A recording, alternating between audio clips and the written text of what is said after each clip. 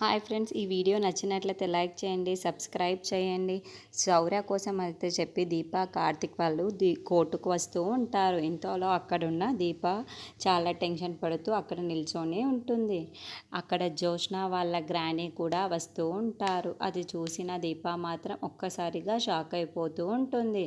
అలా చాలా టెన్షన్ పడిపోతూ అక్కడ నిల్చొని ఉంటుంది. అది చూసిన కార్తిక్ మాత్రం, ఎందుకు అంత టెన్షన్ పడుతున్నావు? మీరేమీ టెన్షన్ పడకండి. నరసింహ మిమ్మల్ని ఎంత హింసించాడో అది చెప్తే చాలు, దాని తర్వాత కోర్టే చూసుకుంటుంది అని చెప్పేసి అంటాడు. ఆ మాటలు వినగానే అక్కడున్న దీప మాత్రం సరే అని చెప్పి అంటూ ఉంటుంది.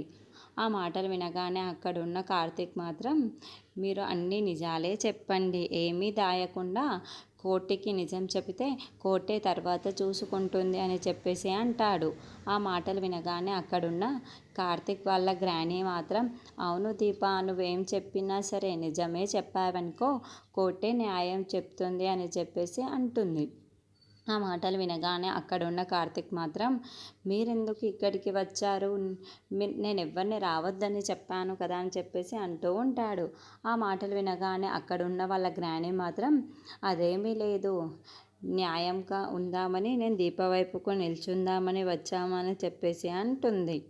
ఆ మాటలు వినగానే అక్కడున్న కార్తిక్ మాత్రం, నేను అత్తయ్యకి చెప్పాను కదా ఎవరికి రానివ్వద్దు, ఎవరిని పంపించొద్దని, అయినా ఎందుకు వచ్చావు జోష్న ఇక్కడికి అని జోష్నను అడుగుతూ ఉంటాడు. ఆ మాటలు వినగానే అక్కడున్న జోష్న మాత్రం, నువ్వు దీప కోసం ఎలా న్యాయంగా నిల్చుంటామని వచ్చావో మేము కూడా అలాగే వచ్చాము, అంతేగాని ఇంకా దేనికి రాలేదు బావా అని చెప్పేసి అంటూ ఉంటుంది.